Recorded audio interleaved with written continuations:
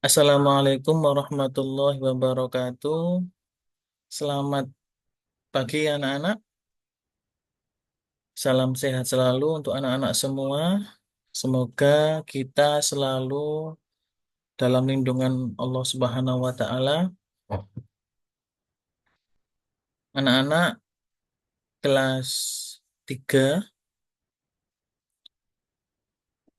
pada pagi hari ini kita akan mempelajari tentang pelajaran PAI tentunya dengan tema kisah teladan Nabi Ibrahim dan Nabi Ismail alaihi wassalatu wassalam.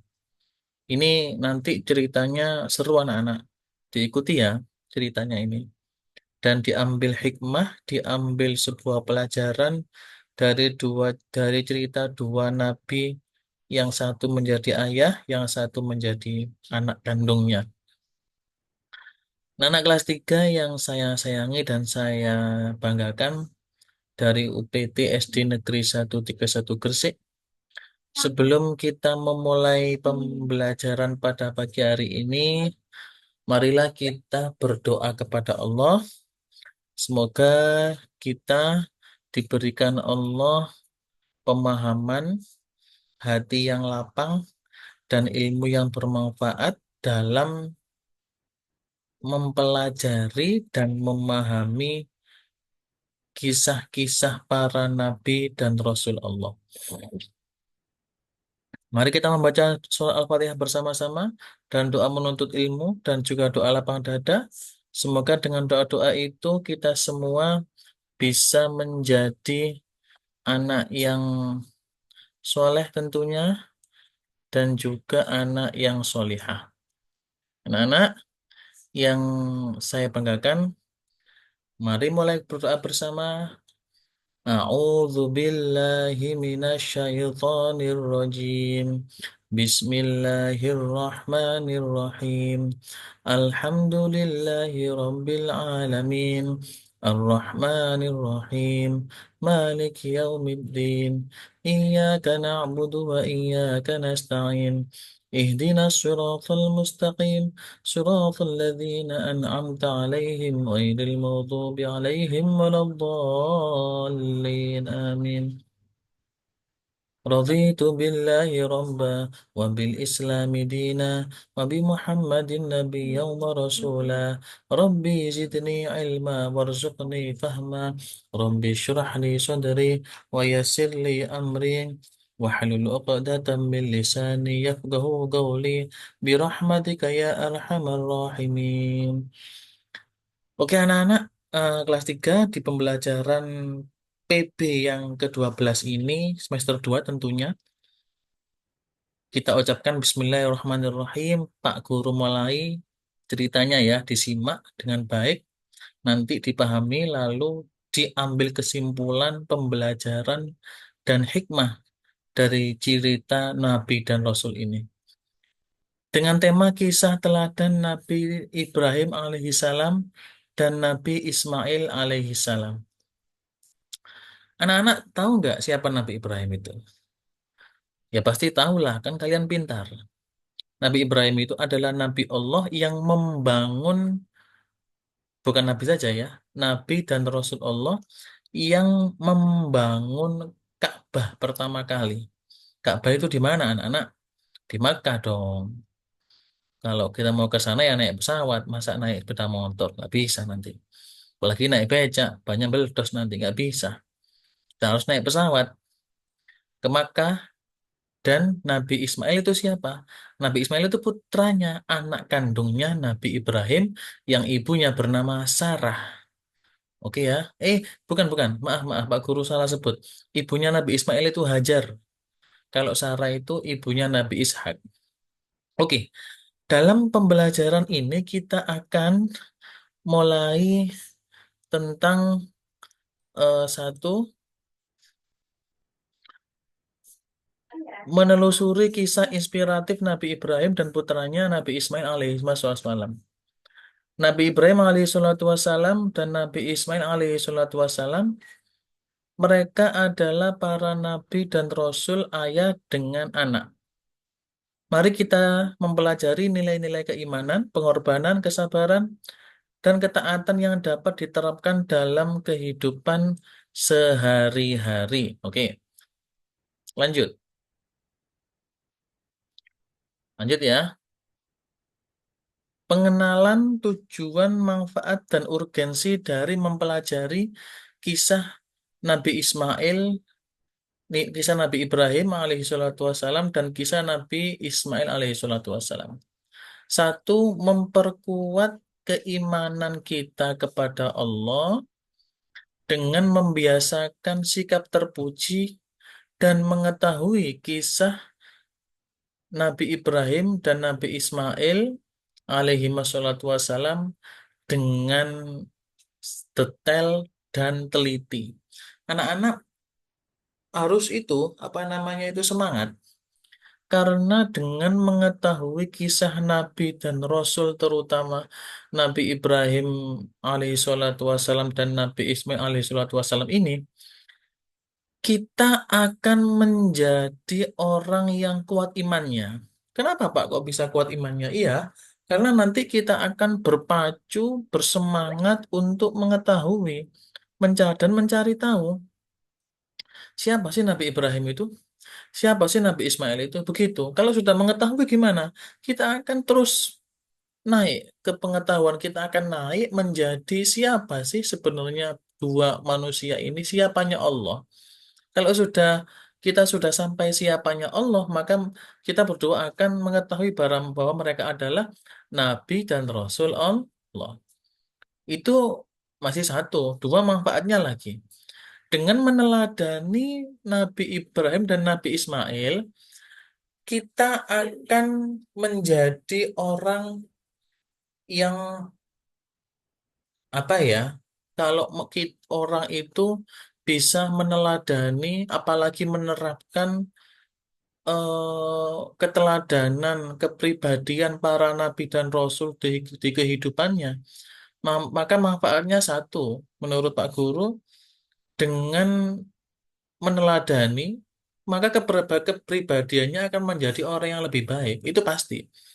Karena apa? Karena nabi dan rasul itu manusia-manusia yang terbaik yang dipilih Allah untuk membawa amanah Allah berupa apa? Agama dan juga ilmu Allah yang disampaikan kepada umat manusia.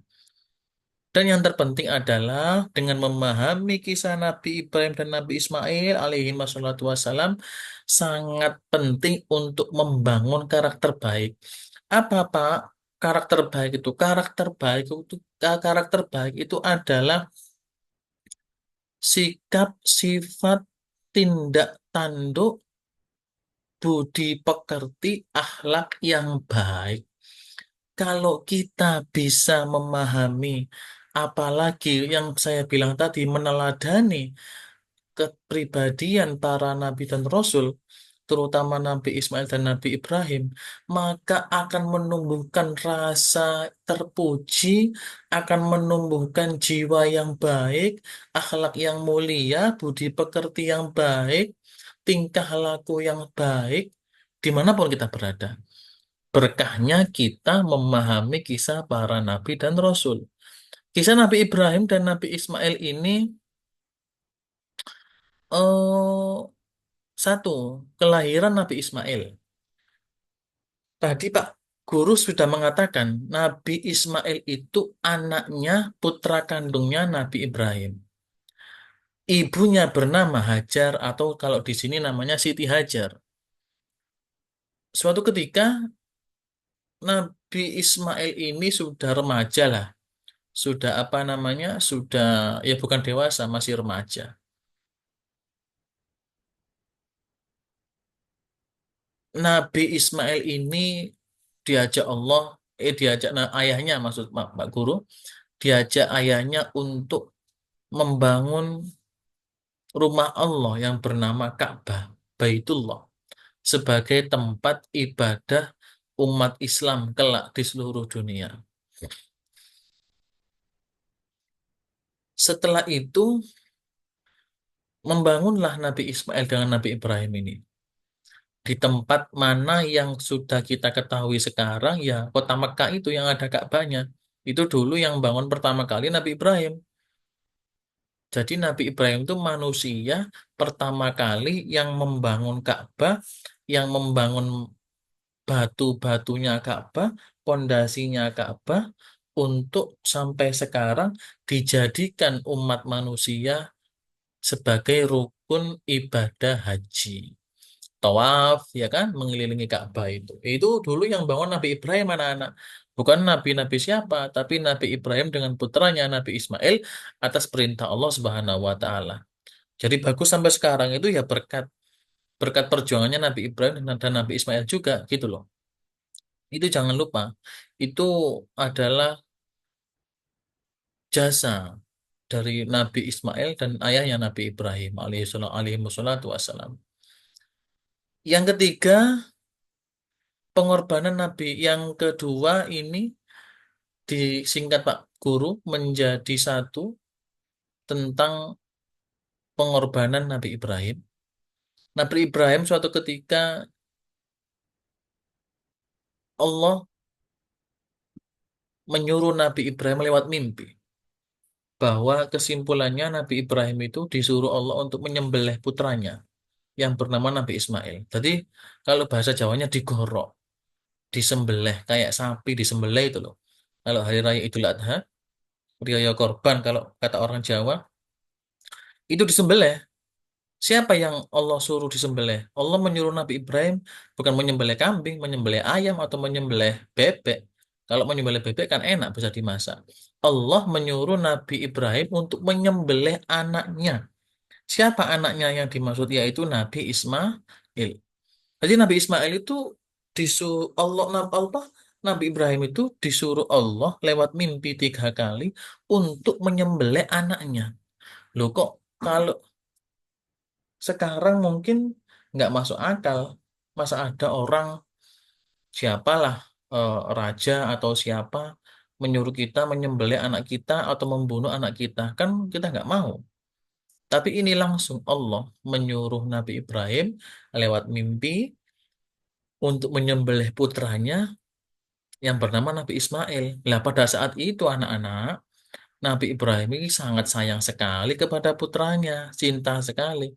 Ya pastilah, siapa orang yang nggak sayang kepada anaknya? Ya pasti sayang, kayak saya, sayang kepada anak saya yang lucu, gemuk, kan sayang. Nggak mungkin kalau anak saya terluka, pasti saya juga ikut sedih. Tapi ini Allah langsung menyuruh Nabi Ibrahim untuk melukai. Bukan kok melukai saja, tapi membunuh. Kalau bahasa kasarannya itu membunuh, menyembelih anaknya. Akhirnya Nabi Ibrahim ini ngomong kepada putranya yang bernama Nabi Ismail itu. Enak-enak Ismail itu apa? Main-main sama teman-temannya dipanggil oleh Nabi Ibrahim. Ismail, wahai anakku kesinilah. Ada apa ayah? Nabi Ismail itu ganteng sekali ya. Bukan kayak kita-kita ini jelek. Kalau Pak Guru kan sodok ganteng, ya gak sodok jelek. Jadi ya sedengan. Kalau Nabi Ismail itu ganteng. Nabi Ibrahim ngomong kepada putranya langsung bahwa beliau disuruh Allah dengan mimpinya untuk menyembelih Nabi Ismail, putranya itu. Apa Nabi Ismail? Nabi Ismail mengatakan kepada Nabi Ibrahim, Nabi Ismail nggak kabur atau marah-marah, enggak. Kalau kita, seumpama ayah kita, ngomong ke kita, nak, kamu nanti tak sembelih ya, pasti kan kita lari, kita takut, kita nangis, atau kita marah. Kalau Nabi Ibrahim enggak, Nabi Ibrahim itu enggak marah, enggak takut. Nabi Ismail enggak marah, enggak takut. Nabi Ismail malah meyakinkan ayahnya yang bernama Nabi Ibrahim untuk melaksanakan perintah Allah, untuk menyembelih. Akhirnya Nabi Ibrahim itu ini ceritanya panjang anak-anak.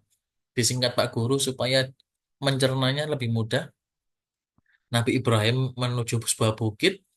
Di situ Nabi Ismail ditidurkan miring, madep apa ya, hadap ke apa namanya itu kayak miringnya orang meninggal dunia gitu loh. Apa kayak miringnya jenazah yang mati itu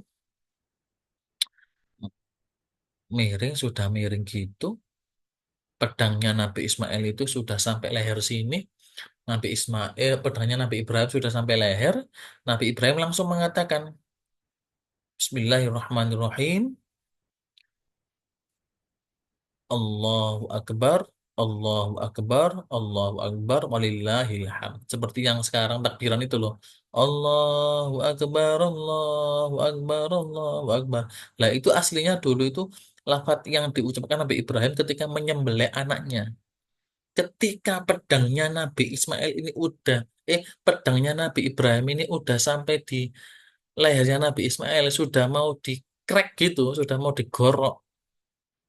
Nabi Ibrahim ini nggak tega. Nabi Ibrahim ini nggak tega, langsung Nabi Ibrahim ini merem.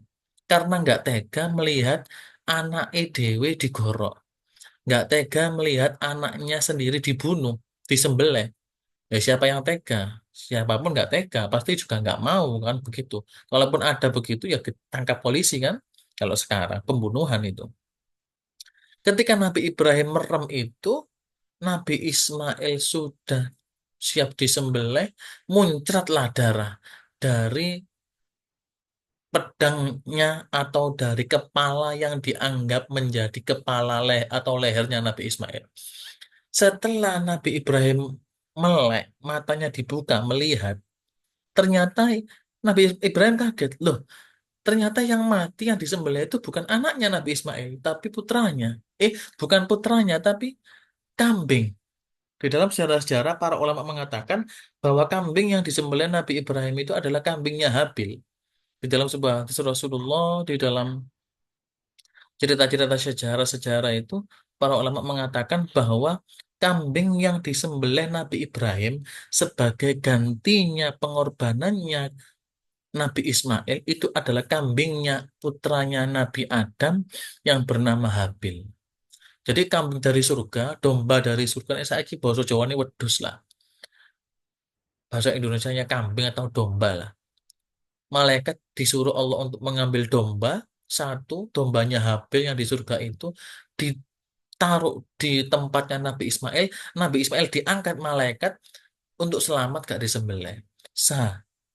Yang saya bayangkan ini ya, anak-anak, yang Pak Guru bayangkan, coba anak-anak juga membayangkan ini. Seandainya pada saat itu Nabi Ismail itu mati temenan, disembelih temenan, kepalanya putus, berdarah-darah, maka anak-anak atau orang-orang yang gemuk-gemuk, yang gelinuk-gelinuk, yang montok-montok, pasti akan disembelih.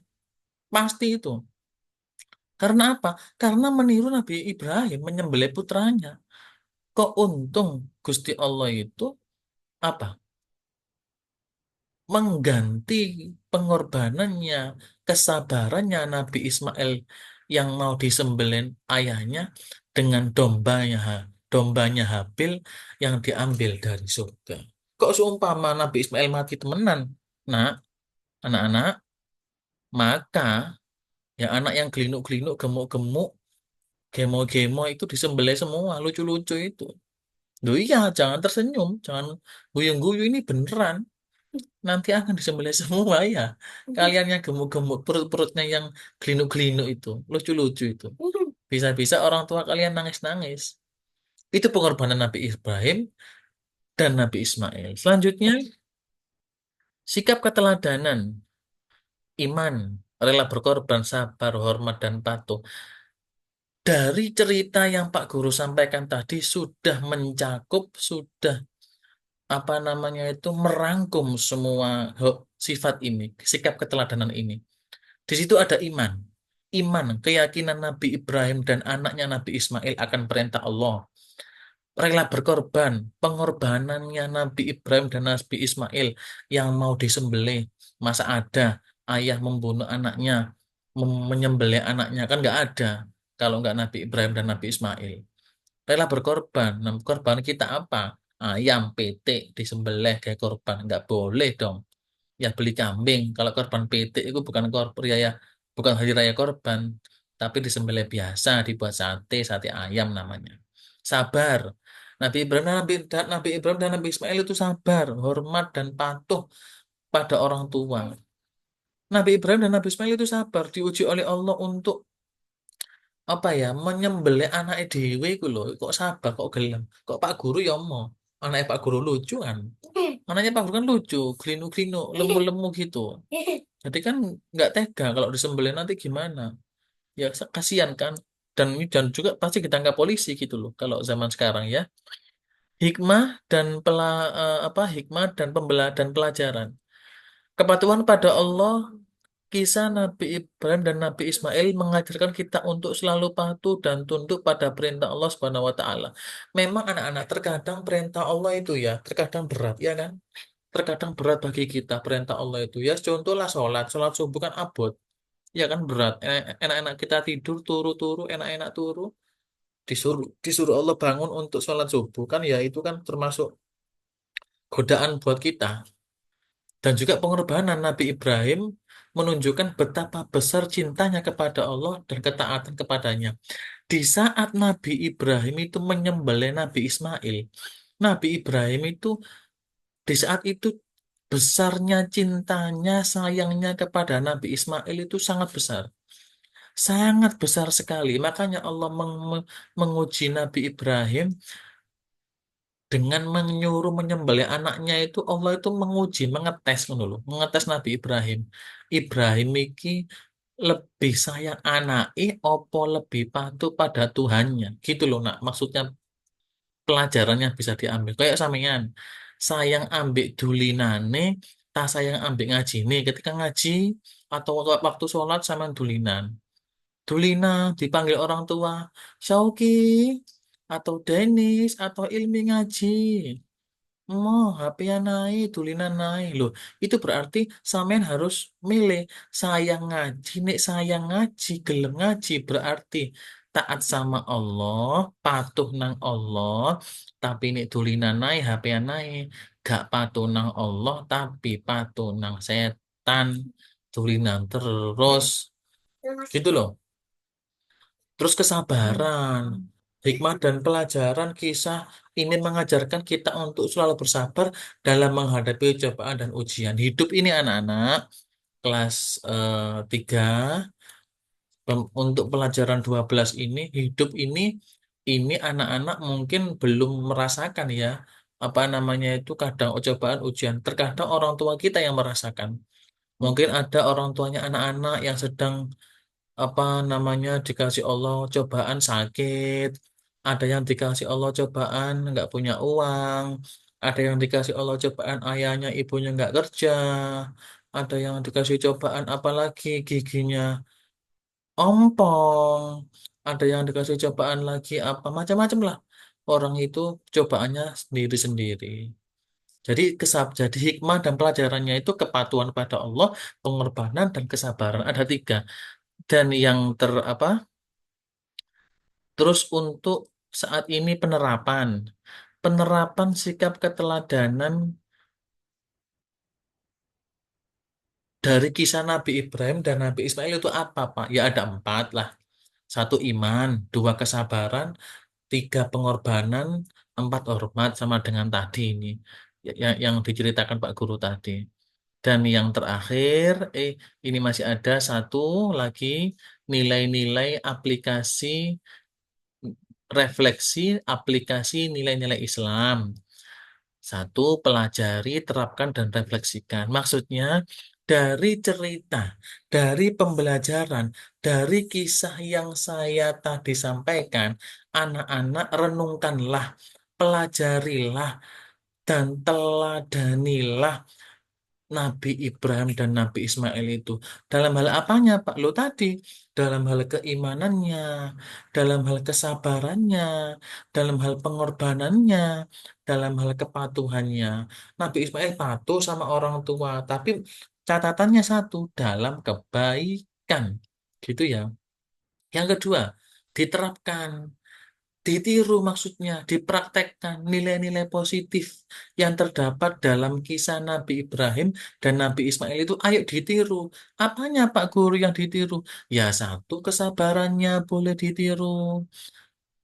Kalau dikasih Allah cobaan sakit, nggak boleh mengeluh, harus sabar. Apalagi Pak Guru, kepatuhannya kepada orang tua, kalau dalam kebaikan ditiru. Apalagi Pak Guru, pengorbanannya banyak anak-anak. Kisah Nabi Ibrahim tadi banyak sekali pelajarannya.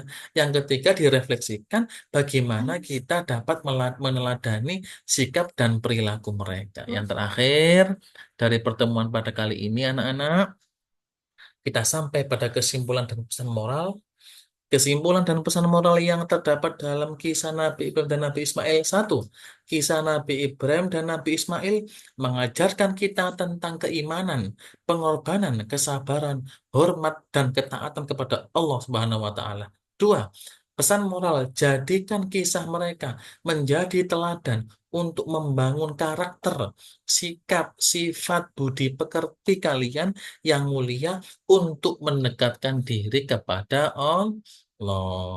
Alhamdulillah. Telah selesai materi pembelajaran 12 kita pada pagi hari ini anak-anak. Semoga anak-anak bisa memahami materi yang Pak Guru sampaikan dari cerita tadi yang mungkin saya singkat ya. Kalau dipanjangkan itu panjang ceritanya. Ada cerita Nabi Ismail sama Nabi Ibrahim itu melempari setan dulu iblis ketika mau menyembelih itu, ketika mau menyembelih putranya itu. Panjang ceritanya. Jadi tadi semoga cerita yang singkat tadi bisa kalian pahami. Nanti kita buka sesi tanya jawab, kita buka sesi diskusi, kita buka sesi apa namanya saling apa tanya jawab sesama teman sejawat. Kita nanti buka sesi saling menyimpulkan dalam sebuah rangkuman dari cerita itu nggak apa-apa. Oke?